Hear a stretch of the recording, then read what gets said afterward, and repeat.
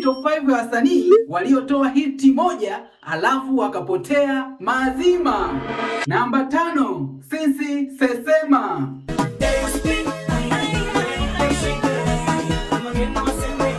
Namba 4, Richard.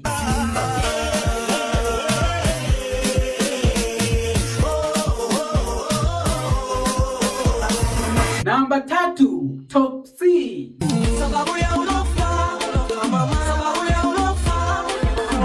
Namba 2, J.I. Nilikumbuka ila tunaleta ukaidi. Mimi ni yule tunasema wote kidato kimoja.